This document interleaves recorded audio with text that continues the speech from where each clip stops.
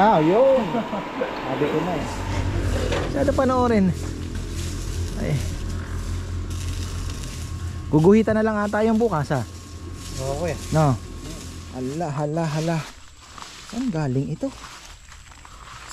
ito? Bakit may ganito?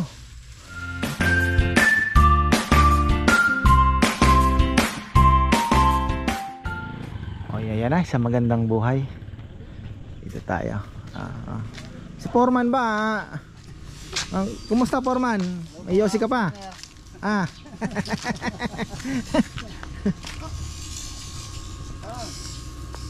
Ito po yung ating mini project. Ay patayong gagawin. Yun, di mawawala ng trabaho to. Signboard pa. Ay signage natin. Liso. Magawa tayo ng mga signage. Farmers Lechon House. Dito malaki. Tapos sa signboard doon sa may Magalang, doon sa malayo pa doon. Para hindi po kayo lumagpas ng Mexico. Galing kayo ng kung galing po kayo ng Magalang, Tarlac, di makikita ninyo sa kanto, turn left, di ba? Kung galing naman kayo ng Mexico, galing kayo ng Manila, kung nag Mexico exit kayo, turn right. Doon po sa kanto ng San Antonio, Arayat. So isa lang po siguro ang gagawin natin, baliktaran, Farmers Lechon House, may arrow. So ganun na lang. Tapos pagdating dito sa may Gatchawin, maglalagay din tayo niyan, turn right naman, turn left naman uli. So ganun na lang po ang gagawin natin para naman ay hindi po tayo magkaligaw-ligaw, kasi gusto kong ang signage po ay yun ang matibay, diba? Hindi na yung ano lang na sa panandalian lang. Gusto ko yung medyo magtagal-tagal na. Naiwan na naman si Rowa, no? Ayan na.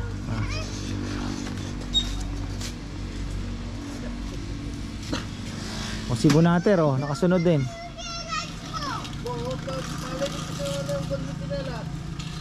Ikaw, maisang tinalas mo. Sandal. Di pa pala napapaayos ito. Ayun lang naman ang naging sira, papayaman, oh. Nabutas din.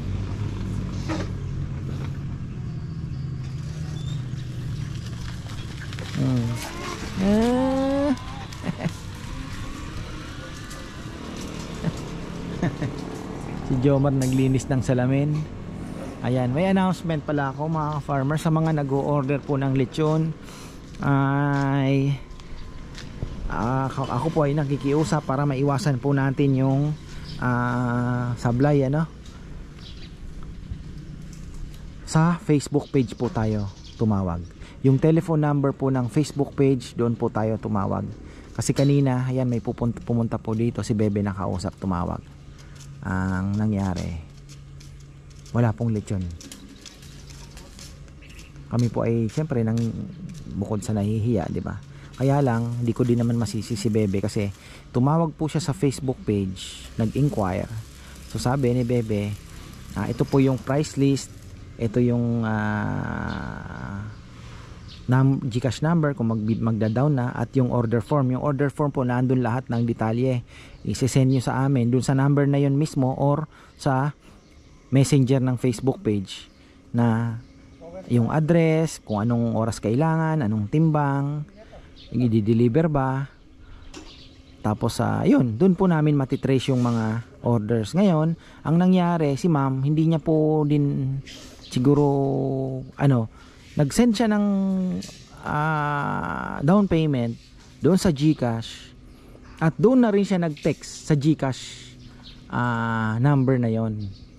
Ang problema, yung GCash number po ay hindi active yun na sa mga messages. So yun, doon nagka-problema. Hindi na kita ni Bebe. At the same time, hindi na rin po nag-follow up yung nag-order na nagbayad na ako.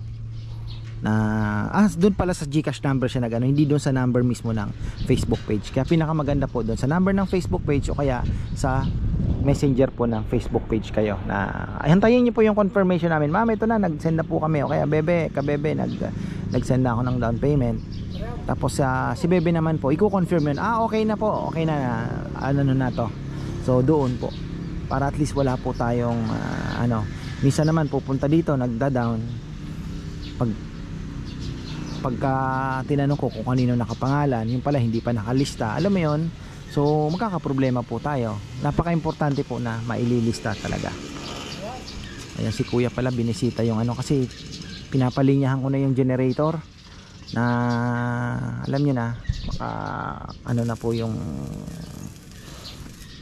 linya natin, yung kuryente natin. Pag mag-brown out, buong compound may ilaw. So ayun, para yung generator po. Yung solar mainit ngayon. Sabi ko nga kung may solar na sana wala sabi ko nga kay bebe, kaya bebe pag monthly bibili tayo ng pailan-ilan ang gamit ng solar panel hanggang sa makompleto, di ba? Hindi mo alam na isang taon ka na pala kompleto na. Kung ilang panel ba ang pwede mong bilhin muna. Kunyari sabihin mo may extra time budget na sabihin mong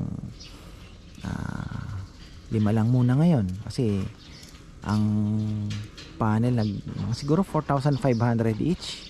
So 5 lang munang panel, 'di ba? Tapos sa 5 uli.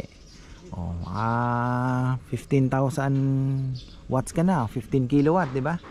Tapos yung yung battery naman, yung battery medyo madugo, sa 100 data 'yon. 120 parang ganun. Pero sabi ko nga hindi naman natin kailangan ng battery muna. Kailangan naman maka-grid tie. So makapag-produce ka ng maraming kuryente sa tanghali, mailabas mo. Kasi may generator naman Actually no need pala na battery na. So may ka naman, may generator. So, tapos ang importante makapag-produce ka ng mas maraming kuryente na more than you are going to use sa daytime para naman ibigay mo kay Pelco. 'Di ba? Para pag gabi meron kang kukuhanin ulit. Although syempre mas mahal na po ang bili mo. Pero at least makakamenos ka ng kuryente. Yun po yung inaano natin na malay natin, di ba? Unti-unti. Pero kailangan natin muna ng big project dito. Ito, orchids lang muna tayo. Kailangan mapinturahan din to para maganda.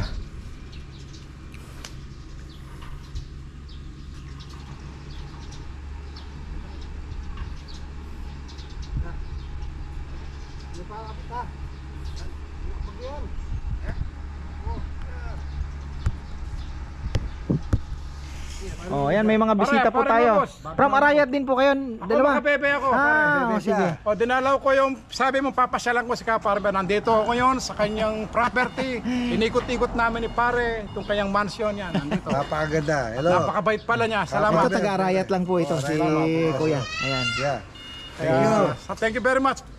Batiin mo yung pare mo. Paring August, andito ako kay Kaparber. Dinalaw namin ni pare. Nasaan po siya? Nasa Canada ngayon. Yan. Hello po. Go. Thank you so much. Pare, try mo magtanghalian ng lunch from 9 to 2. Saturday, Sunday. Saturday, Sunday. I'll try. Mga Canadian. Mga Canadian. 9 to 2, Saturday, Sunday dito. Dito, sa Arayat. Thank you. Thank you. Ayan na mga farmer, silip-silip tayo. Tatapos ng laro ng Warriors. Panalo na naman. Number 6 na. Medyo ginaganahan na naman ako manood. Ayan. Si Nelnel, ano bang ginagawa nito? Kaingay-ingay. Sana yung lamesa, makagawa pa ng isa. Kasi ito parang dito na tambayan na po ito dito. At wala, kailangan din. Meron na naman dagit na puti So kaya ibang kalapati. Ay, pumasok ng mga buwisit na iba. Ayan. Ginagawa ni Nenel, para saan kaya itong ginagawa niya na naman na ito? Baka paana. Tapos si Rizal, ano bang ginagawa? Nakita ko si kuya tinuro na yung gagawin. Ayun, sarap magpatuyo ng damit ngayon.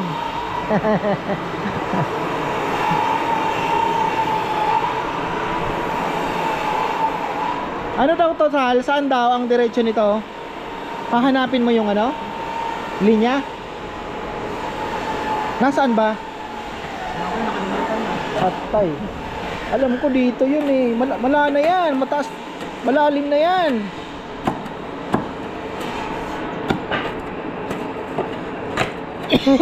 Baka naan dito. Parang dito yun eh.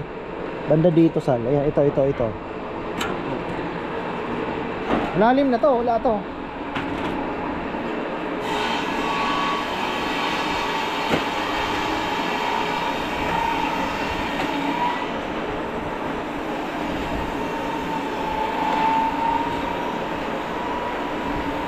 Mababaw lang yan eh.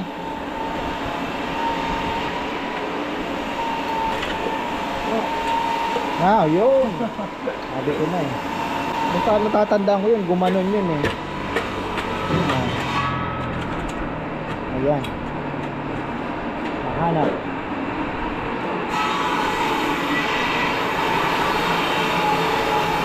Tinitingnan ko yung may bulaklak na. Ayun, ang daming bulaklak. Lumabas na po yung bulaklak ng ating mga kayumito. Ay, kayumito. Ayun, ang dami.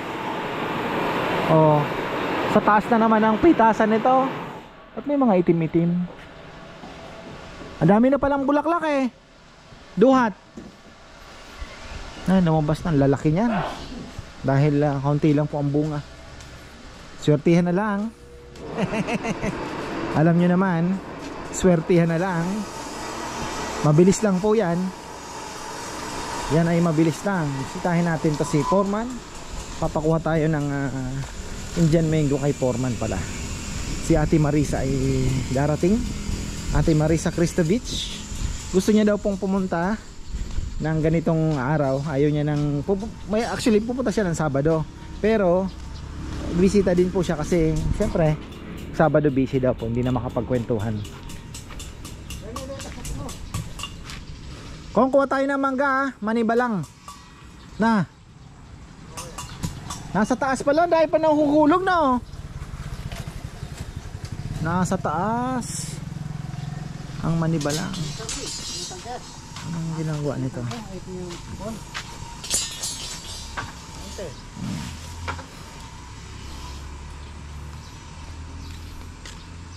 Kahit matanda ko yan, tsaka hindi matanda. Medyo mga maniba lang na matigas. Sayang, mga pati nalalaglag.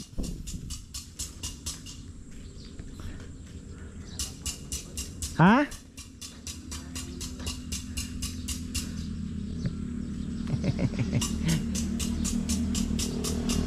Si Jomar ayun naglilinis ng salamin. Wala nang mapagawa talaga. Kailangan na natin yung ipagawa itong ating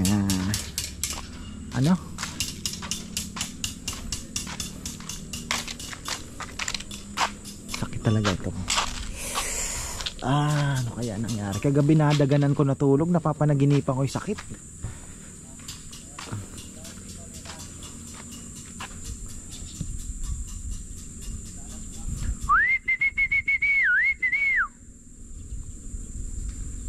Kaya ibang kalapati, tatlo yung nasa labas kahapon ay kanina, isa na lang yung puti, dagit yan, hindi yan sa akin.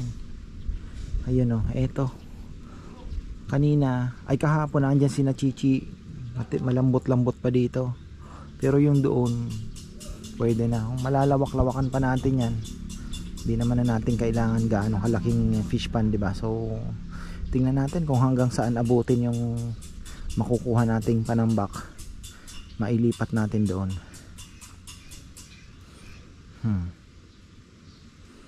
Dana patuyo na to. Namamatay na yung mga maliliit na tilapiyang naiwan. Namamatay na. Ayun patay na nga yung iba mga farmer. Wala eh. Paano na? Patuyo na.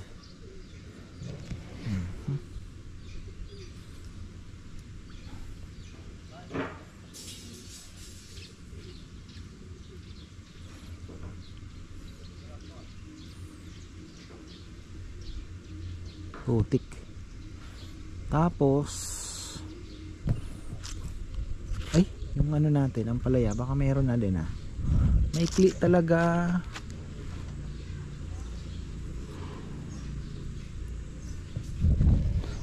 Naabonohan naman ni Kongkong yan. Re-replan tayo. Dito gusto ko parang ano na lang eh. Papalinis natin to, papantay natin, tapos tataniman na lang ng kahilera sigurong halaman na ornamental. Dito naman yung mga namumunga, papaya. Dito mga ornamental na pwede mong gupitin, i-trim na lang para at least may guide din papunta doon. Malinis naman yung ano. Sabi ni Bebe, kasi sabi ko sa kanya, kung magpapagawa pala tayo kako ng bagong kubong malaki, tapos mas malaki doon sa isa kasi mga lamesa ilalagay natin, additional, alam yun na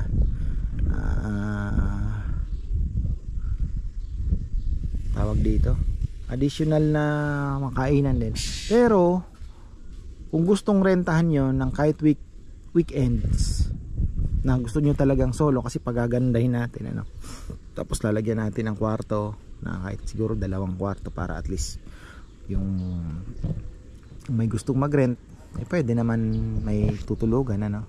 So syempre may aircon yan mga farmer. Yung mga hindi talaga po pwede sa sobrang, dahil dito sa Pinas napakainit po, so gagawa natin ng paraan yan. Sabi ko nga, as time goes by naiisip mo kung ano ang pwedeng gawin, di ba? Mahirap yung padalos-dalos, ano lang, dahan-dahang hakbang. Diba, may bulaklak pala itong ating mangga rito ah. Kalabaw. Ilan-ilan lang.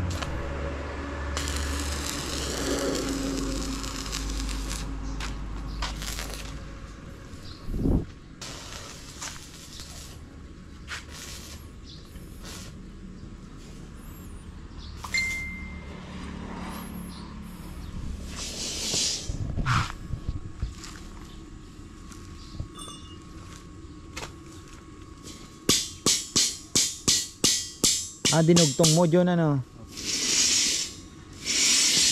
Mas maganda ba kung tubular yung mga signage natin, yung box, yung pinaka ano niya? Maganda siyang tignan. Kaysa sa bilog. Angular. Ay sa kabila. Maganda lang sa ano. Hindi, yung bilog ba? Bilog na. May nakita ko sa bilog tapos nakaipit pa sa flat bar, di ba? Parang ganoon. Bilog na. Yung ano, tubo siya. Tubo. Tapos may nakaipit sa flat bar na ano. Ano, matrabaho 'yun ano. O hindi naman. So sana yung ano, yung tubular na 1 by 1 halimbawa. Oo. Yan, ganyan yan. Oo. O, igigit na ako yung liso nun di sa ano, tubular. Oo. Pwede din. Parang pala kung round bar gagamitin mo yung tubo, pwede din naman ano. Nakagitna din siya. Makaipit. Gagamit ka pa ng liso. Ay ano, ng flat bar. Yung Dito flat bar rin. hindi na. Bali ibubuta, kakat mo yung gitna, iipit mo no. Oo. Ipapasok ko yun. Ipapasok mo, pwede. Bubutas ako ng Oo, dito. tama. Dito. Oo. Yun. Papasok mo no. Saka dito. Dapat nun medyo makapal na yung liso. Ne. Yung gauge. Tama. Papasok mo pala no. Oo nga ano, galing ah. Pwede.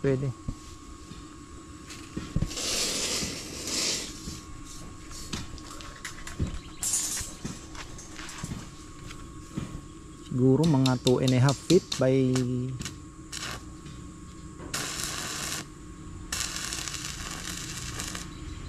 3. Malaki. Kung gagamitin na. 2.5 by 3 siguro. Pero medyo kailangan nun pag mataas-taas na tubo para hindi abot ng ano, di ba? Hindi sa gabal. Kumbaga 7 feet. nakataas siya. 8 feet yan. Oo. Bah, yan mo nga naman talaga, 3 pa rin sila. Itong mga kalapating ito. Ay nako. Ginawa na ng paraan na ay pa rin pumasok. So yan, grabe, kakagaling lang po namin galing school. Napakainit ng panahon. Grabe. Ayan, sunog na tayo. Ang init po, sobra. Pero wala pa daw tayong summer. At ayan, ang gaganda ng kangkong doon, oh. Sprayan natin. Mamaya silipin natin.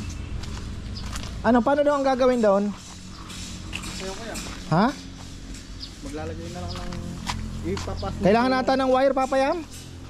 Tapos may pina-order sa akin si kuya na ano, mga box. Link ko yan. Oo. Shopee.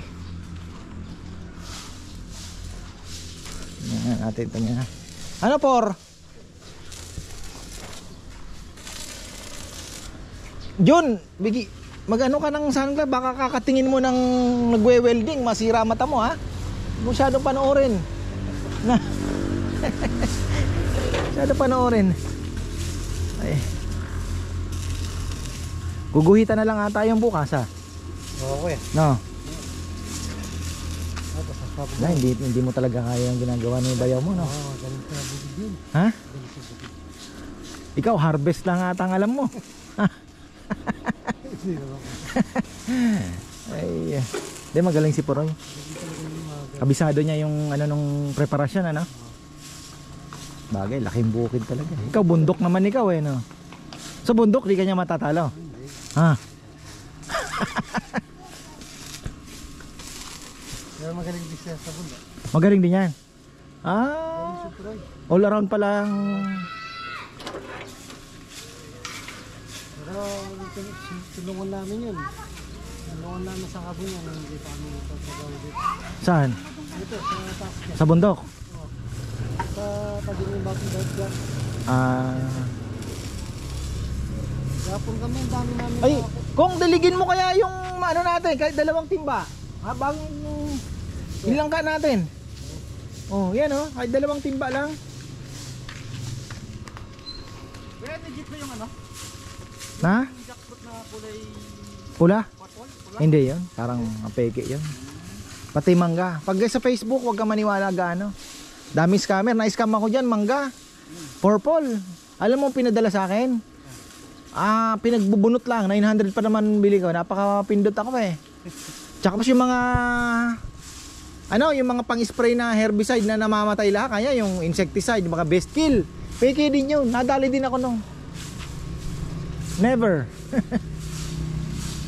Lalo na yung mga yung ngayon may nakikita ko herbicide. Patay agad yung mga damo, yung mga inchik, mga kasama sa palagi ko kasama sa mga pogo yun. Na mga scammer. Online scam yun eh. Minsan makikita mo, ang dami na uuto. Basta yung mga yun, mga scam yun. Kang maniniwala doon.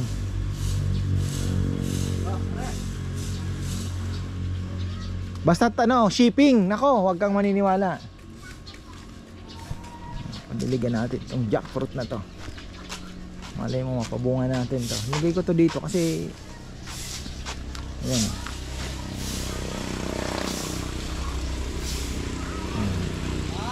Isa pa ko ha, para medyo malunod-lunod ng kaunti.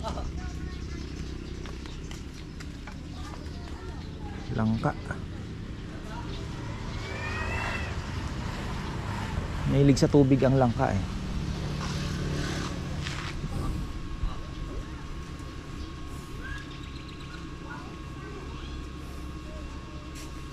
Hindi naman na magalaw? Okay lang yan. Pag natanggal yun, gagalaw lalo, no?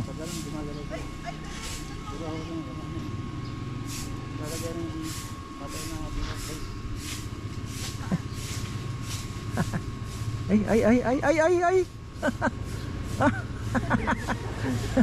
Daming talent ng batang ito lakas.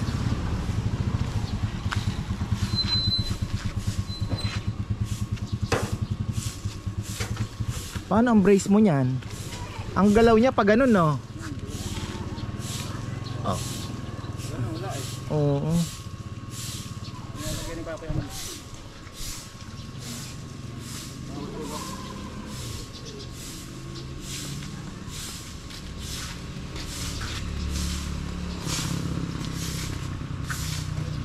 Paano kaya ang ano natin? Pinag-iisipan ko kung paano ko yung sa lagayan po ng ano, ng orchid.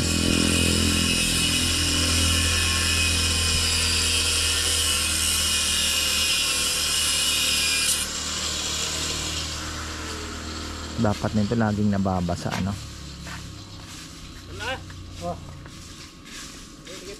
Ayan, bigyan natin yung ating langka. Ito acerola cherry to. Napabunga ako din pero sabi nga ng aking bayaw, not my favorite.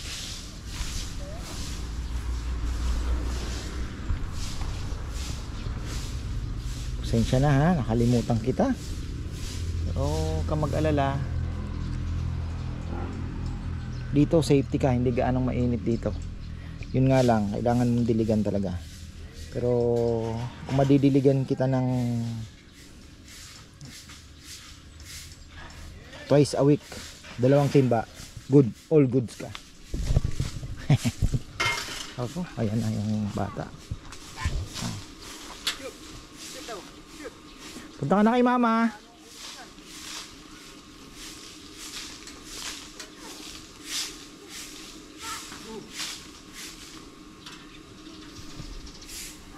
Babalutin na lang ng net ito. Ayun palang ano ni Kongkong trabaho. Helper. Ha? O doon ka na, mag-basketball ka na doon. Basketball ka na doon sa ano. Paana naman. Grounding.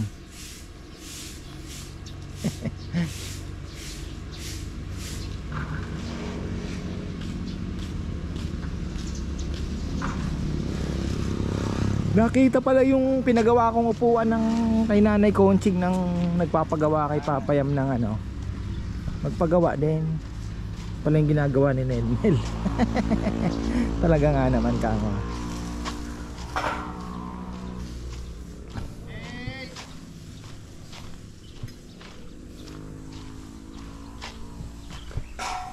Alas 5. Tapos na naman ang araw.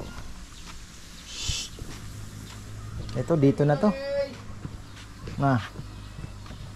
Ano tong kalmot aso? Junjun. Natutulog dito no. Kasi inaaway siya sa baba. Ay, Junjun. Project ni Nel oh. May nanggaya Nel eh. Nakita pala yung ginawa mo kay Nanay Conching. Yung paggawa ni pero ito mas maganda to, malapad. Na. Hindi kasi ritaso to eh. Na. Hindi ritaso yan, ganda yan. Solid yan. Silipin muna natin tong ay sa kalapate, wag. Ayan mga ka-farmer, dito na tayo bababa, di ba? Pwede. Dito tayo bababa. Ay, ngayon, napakaganda ng kangkong dito. Solid ang kangkong. Dito tayo sa ilalim ng ating loft. Solid ang kangkong oh. Ganda ng kangkong. Solid ang kangkong. Mais. Galing yan sa pakain. Malambot dito. Ayan, chinecheck ko po yung ating lupa. Kung hanggang saan na yung matigas. Ito malambot pa. Malambot pa to. Umulubog pa yung paa. Ayan oh. Oh.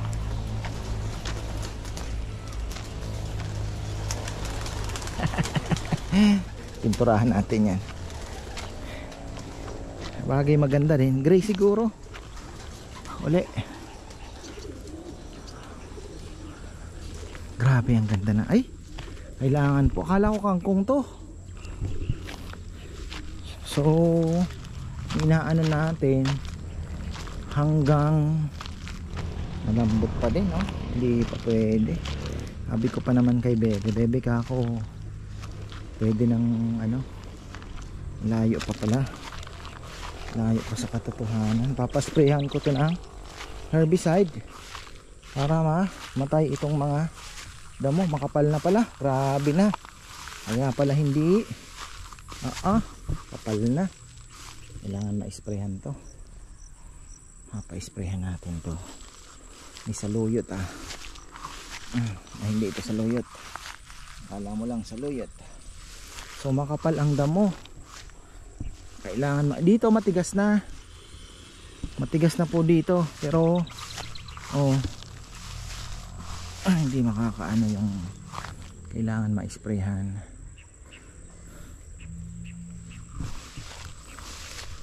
Ay, taas na pala. Wow, napakataas na po ng hala. Saan galing ito? Bakit may ganito? Matataas na. Kailangan ma-sprayhan po ito ng maaga. Mapabili ako ng clear out, mapa-sprayan to kay Kongkong bukas.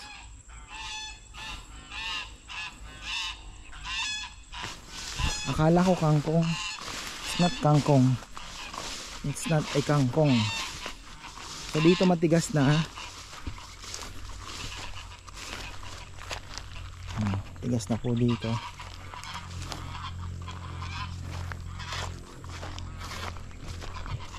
Kasi yung pan tatabunan din yan. Anuhin na yan, demolish na. Hindi umubra diba? Hindi umubra, hindi pala pwede talaga. Hoy, lambot pa dito. Lambot pa. Lambot. Dito pa naman bababa yung sigurado. Lambot pa dito. Hindi pa pwede. Pero ito kailangan na pong ma-sprayhan muna ng clear out.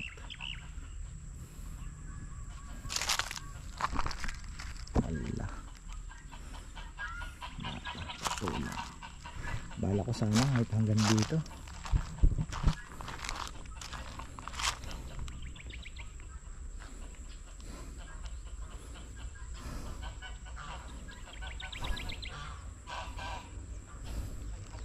Hindi siguro kaya.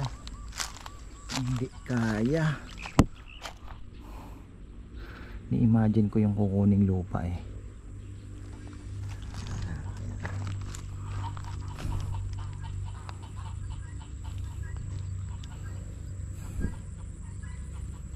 Nung una kasi hanggang doon lang sana. Kaya lang ako naman sabi ko, total yung pan wala naman na pong gaanong, actually palamuti na lang po talaga ito So the best is makuha na natin yung yung maganda talaga po lupa, kasi marami nagsasabi floating na lang.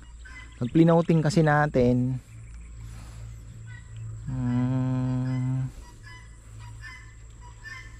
hindi mala-landscape. Di ba? Hindi wala landscape. Piloso po pero hindi, mas gusto ko po sana yung talagang, kasi hitting two birds tayo, palalim yung fish pond.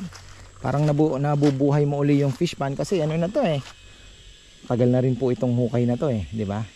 So 2009, ilang years na, 16. So anuhin na natin, matambak natin yung hanggang dito siguro, laki-laki. So alam kung bubuhayin natin yan, landscape natin dito. Tapos saka na. Kasi naisip ko kanina habang nagda-drive, pwede naman pala ako na, kasi inaano ko, sabi ko weekdays lang ang pwedeng rentahan kung may event.